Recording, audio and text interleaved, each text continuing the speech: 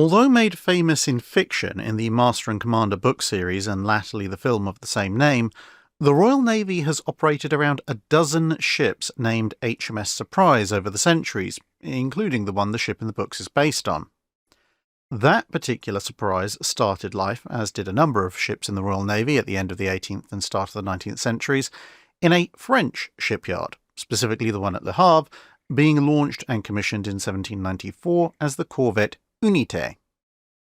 Although the corvette as a type had started out broadly similar to the British sloop, that is, an unrated vessel of somewhere between 10 and 20 guns, over time it had grown, and Unité had a main battery of 22 8-pounder guns and a couple of 4-pounders, although she'd gain another couple of 8-pounders and half a dozen 4-pounders fairly soon after entering service. In either case, this armament would have seen her classified as a sixth-rate frigate, albeit of somewhat light armament, in contemporary British terms. She was present for one major action, the Battle of the Glorious 1st of June, where she helped to get the crippled first-rate Revolutionnaire to safety, the large French ship having been rendered helpless but not taken over by the British, as an order to regroup had come in before anyone could send boats over to her. After this, Unité served in the more traditional role of a French corvette at the time, coastal merchant escort, plus a brief attempt to raid enemy shipping, in which she took one ship. But, after a couple of years in service, she was heading out from Toulon when she was spotted and intercepted by the much larger and more heavily armed fifth-rate frigate HMS Inconstant, which duly captured her. The ship was taken into service by the Royal Navy and renamed HMS Surprise. She was also thought to be underarmed for her size, the 24 8-pounders being recommended for replacement with 9-pounders, with another couple of 4-pounders thrown in and 6 12-pounder carronades added for good measure. However, by 1798, after a couple of years under Royal Navy colours, her new captain, Hamilton, decided that even this was insufficient, and he petitioned for a heavier main battery. After some considerable correspondence, this request was granted, and Surprise would be finally armed with 2 dozen 32-pounder carronades on her main gun deck, along with 10 18-pounder carronades split between the forecastle and the quarterdeck, with a final flourish of a couple of 4-pounder long guns as chase guns, following an Admiralty order that any ship otherwise solely armed with carronades had to have at least 2 long guns for pursuit purposes, thus giving her quite the vicious broadside.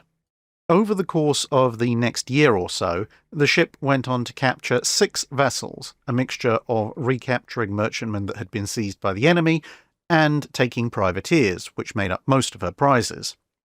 But her most famous action would come in 1799. The frigate HMS Hermione had undergone a particularly violent mutiny that resulted in most of her officers being killed, and the ship handed over to the Spanish. Hamilton found the ship, now renamed Santa Cecilia, in the port of Puerto Cabello, in what is now Venezuela, and launched a cutting-out action, putting half of his crew into boats and rowing up to the ship while she was at anchor under the guns of the port's fortress. The boarding action that followed was somewhat unusual. The frigate was heavily manned with around 400 men aboard, but not only was the ship taken despite the 4-to-1 odds, the fighting continued below decks after the upper decks were seized, an action which usually ended most boarding.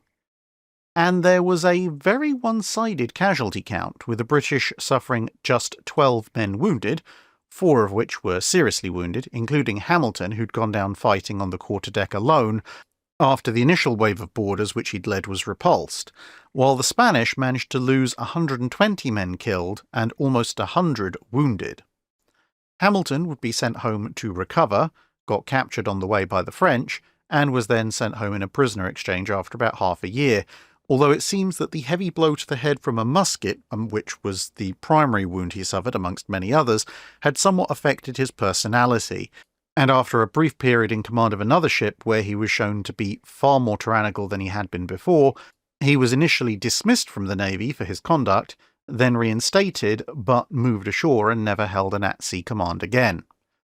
Surprise, meanwhile, would go on to see another few years of service before being sold for breaking up in 1802, following a brief pause in the fighting between Britain and France. Of course, in fiction, she survives that particular fate, serving on until the commissioning of the historical successor to Surprise, a larger fifth-rate frigate, which commissioned in 1812. And in the 2003 film, she was portrayed by a replica of the frigate HMS Rose, which was partially reconstructed to more accurately represent the Surprise, and this vessel can still be seen, albeit somewhat the worse for wear, at the San Diego Maritime Museum in California, USA, a few minutes walk down from the USS Midway Museum. That's it for this video. Thanks for watching. If you have a comment or suggestion for a ship to review, let us know in the comments below. Don't forget to comment on the pinned post for dry dock questions.